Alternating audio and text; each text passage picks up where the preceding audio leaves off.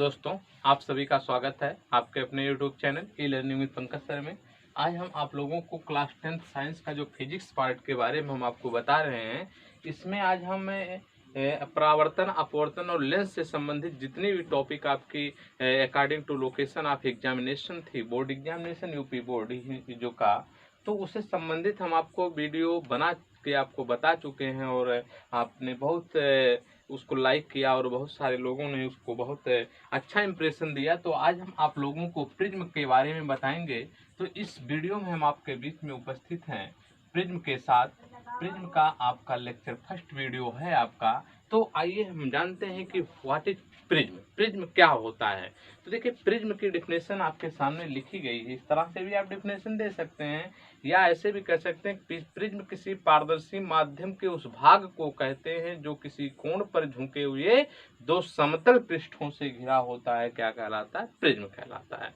तो friends, prism की definition क्या होती है कि प्रिज्म किसी पारदर्शी माध्यम के उस भाग को कहते हैं जो किसी कोण पर झुके हुए दो समतल पृष्ठों के बीच में स्थित होता है, तो प्रिज्म कहलाता है। वही आपकी क्या होती है? प्रिज्म की डिफिनेशन होती है। थोड़ा सा आप ध्यान देंगे, जो प्रिज्म होता है वो किसी कोण पर झुके हुए दो समतल पृष्ठों से घिरा होता है। तो इस तरह उस तरह से भी डिफिनेशन दे सकते हैं या आप ऐसे भी दे सकते हैं कि प्रिज्म किसी समान पारदर्शी माध्यम की उस आकृति को कहते हैं जो किसी कोण पर झुके हुए दो समतल पृष्ठों से घिरा होता है। तो इस तरह से आप भी दे सकते हैं डिफिनेशन। देखिए, आपका प्रिज्म का जो है, ये आपका प्रिज्म की आकृति बनाई गई। यहाँ पे हम दो आकृतियां बनाए, एक ए है और एक बी है। ये आपका क्या होता है? प्रिज्म होता है। तो देखिए, प्रिज्म से संबंधित आप थोड़ी सी हम आपको बात और भी बता दे रहे हैं कि प्रिज्म की डिफिनेशन आप यही देंगे कि प्रिज्म किसी समान पारदर्शी माध्यम की उस आकृति को कहते हैं जो किसी कोण पर झुके हुए दो समतल पृष्ठों से घिरा होता है।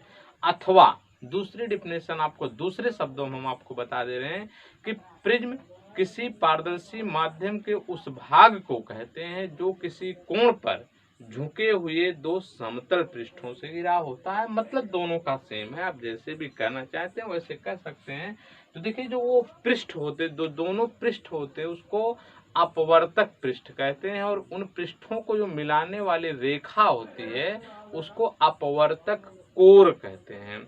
और प्रिज्म के बीच में जो कोण बनता है उस कोण को क्या कहते हैं?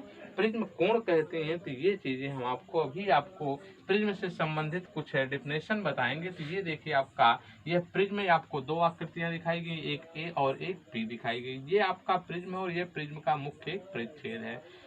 इसमें देखिए दो समतल पृष्ठ हैं और देखिए ये प्रिज्म का आधार है। यहाँ पे अपवर्तक पृष्ठ इसी को कहते हैं। ये आपका अपवर्तक पृष्ठ और दोनों प्रिज्मों को जो मिलाने, दोनों अपवर्तक पृष्ठ हैं, ये पृष्ठों को मिलाने वाली जो रेखा होती है इसको अपवर्तक कोर कहते हैं। और ये कांच या पारदर्शी माध्यम होता है और ये जो होता है यही क्या होता है? अपवर्तक कोण होता है, जिसको प्रिज्म कोण भी कहा जाता है।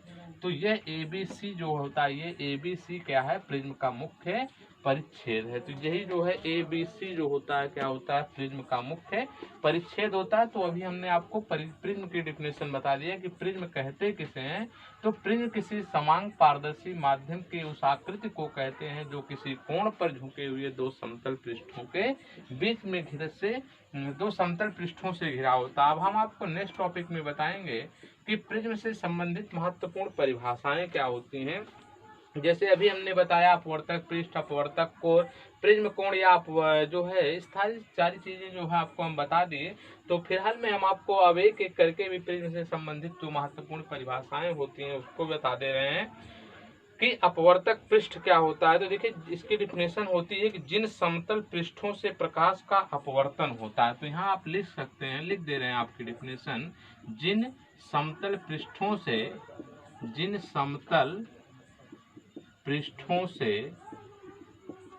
प्रकाश का अपवर्तन होता है। जिन समतल पृष्ठों से प्रकाश का अपवर्तन होता है, जिन समतल पृष्ठों से प्रकाश का अपवर्तन होता है उसे अपवर्तक। देखिए, एक एक लाइन की जो डिफिनेशन हम आपको बता दे रहे हैं, हम आप इसको नोट कर लीजिए। तो देखिए अपवर्तक पृष्ठ क्या होता है, इसकी डिफिनेशन जान गए कि जिन समतल पृष्ठों से प्रकाश का अपवर्तन होता है उसे अपवर्तक पृष्ठ कहते हैं।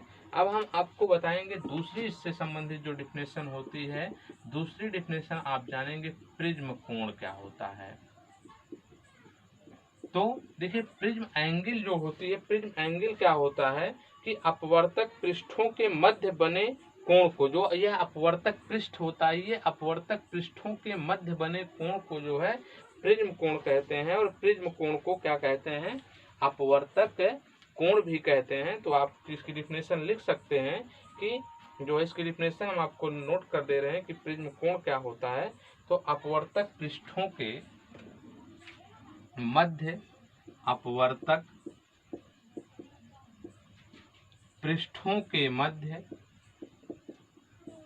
अपवर्तक पृष्ठों के मध्य बने कोण को प्रिज्म कोण। और कौन सा कोण है आपका, देखिए ये आपका कोण है BAC, यही कोण BAC, प्रिज्म कोण, ब्रैकेट में लिख सकते हैं कोण BAC। अपवर्तक पृष्ठों के मध्य बने कोण को प्रिज्म कोण कहते हैं। अब देख लीजिए, इसे थोड़ा सा आप ध्यान देंगे, इसे अपवर्तक कोण भी कहते हैं। आप यहाँ पे थोड़ा सा ध्यान देंगे, जो प्रिज्म कोण होता है इसको क्या कहते हैं, अपवर्तक कोण भी कहते हैं। तो इसको क्या कहते हैं, अपवर्तक कोण भी कहते हैं। तो अपवर्तक कोण भी कहते हैं इसको जो है। तो आपने इसकी डिफिनेशन देख लिया कि अपवर्तक पृष्ठ है, पृष्ठों के मध्य बने कोण को प्रिज्म कोण कहते हैं और इसे अपवर्तक कोण भी कहते हैं। और देखिए आदर्श प्रिज्म का जो इसमें जो देखिए ये थोड़ा सा आदर्श प्रिज्म का जो प्रिज्म कोण होता है, थोड़ा सा आप ध्यान देंगे, आपसे बहुत ही इंपॉर्टेंट टॉपिक मैं आपको बता रहा हूँ कि आदर्श प्रिज्म का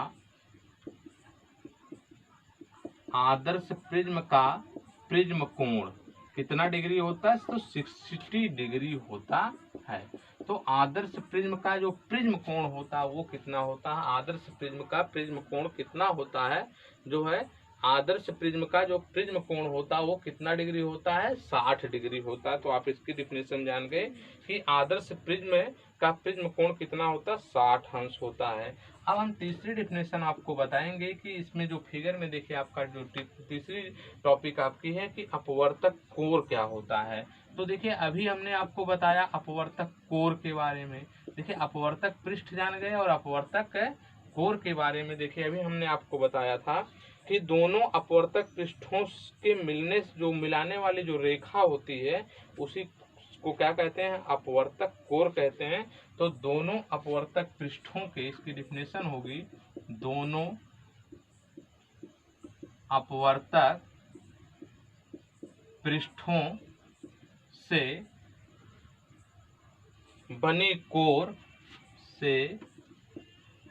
बनी कोर अपवर्तक कोर कहलाती है, अपवर्तक कोर कहलाती है। तो दोनों पृष्ठों यानी दोनों अपवर्तक पृष्ठों को मिलाने वाली रेखा, ऐसे भी कह सकते हैं कि दोनों अपवर्तक पृष्ठों को जो मिलाने वाली रेखा होती वही क्या कहलाती है, अपवर्तक कोर कहलाती। देखिए ये रेखा आपकी अपवर्तक कोर होती है। इसके बाद देखिए आपके नेक्स्ट टॉपिक है प्रिज्म का आधार। तो आपका फोर्थ टॉपिक है प्रिज्म का आधार। बेस ऑफ प्रिज्म क्या होता है, तो देखिए प्रिज्म का आधार आपको फिगर में भी दिख रहा होगा, नीचे जो है प्रिज्म का आधार है। तो अपवर्तक कोर के सामने वाले पृष्ठ को क्या कहते हैं, प्रिज्म का आधार कहते हैं। तो इसकी डिफिनेशन क्या हो गई आपकी, अपवर्तक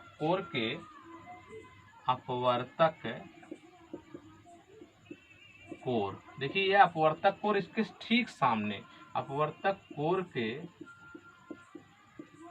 सामने वाले, देखिए जो अपवर्तक कोर है होता है, अपवर्तक कोर के सामने वाले पृष्ठ को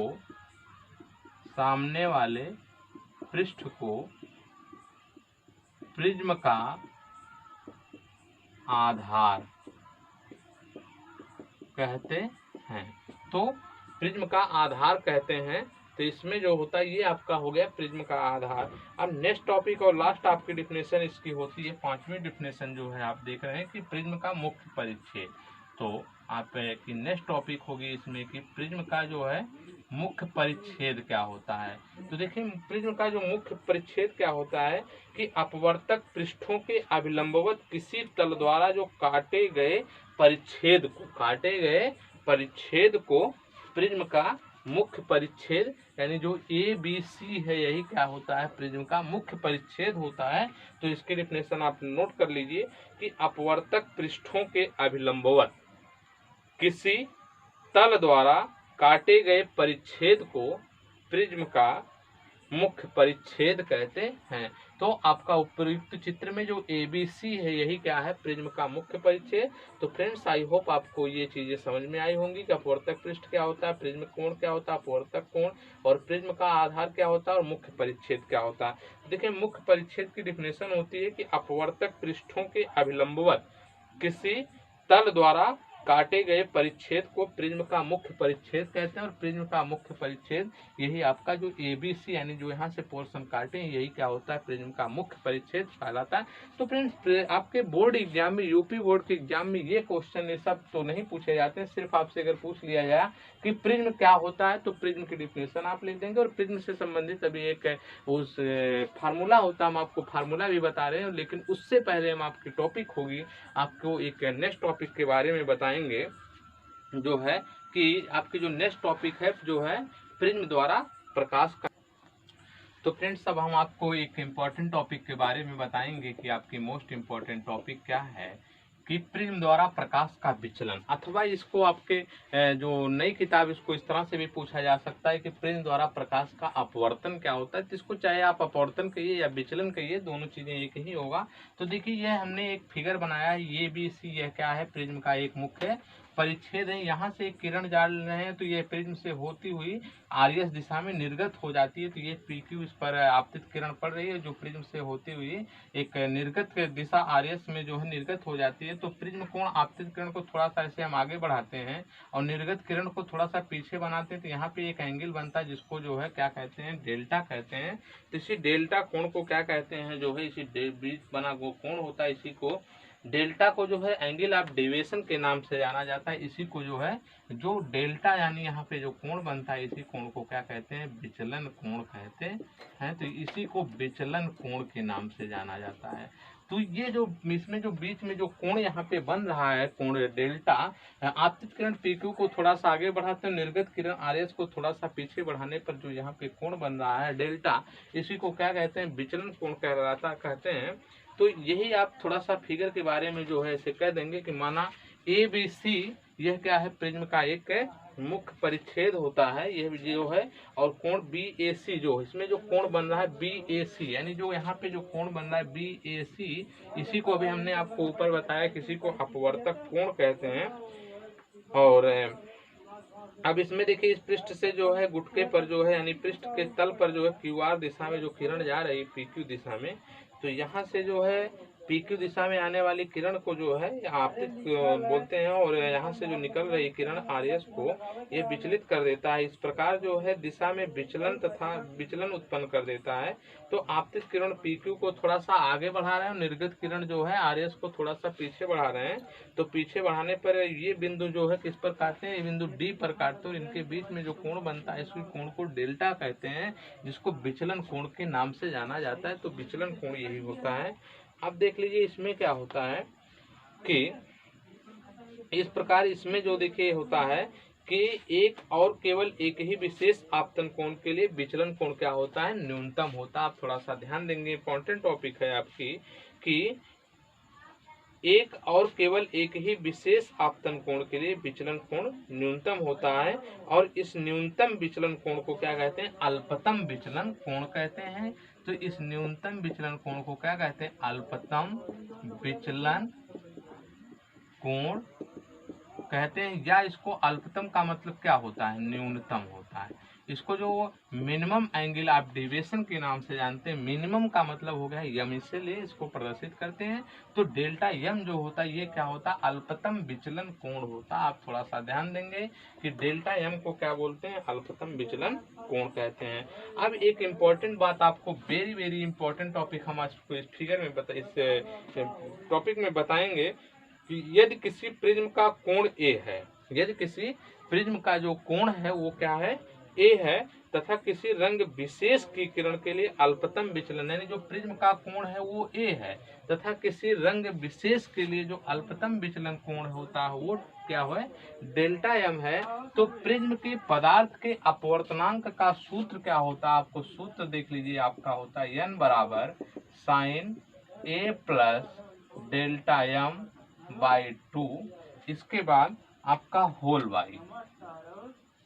बाई जो है साइन ए बाई 2 होता है। तो फ्रेंड्स ये आप फार्मूला इसको याद रखेंगे कि यदि प्रिज्म के पदार्थ का अपवर्तनांक n हो, अल्पतम विचलन कोण डेल्टा m हो और प्रिज्म के पदार्थ का कोण a दिया हो, तो प्रिज्म के पदार्थ के अपवर्तनांक का सूत्र क्या होता है, n बराबर sine A plus delta m by 2 whole by sine A by 2।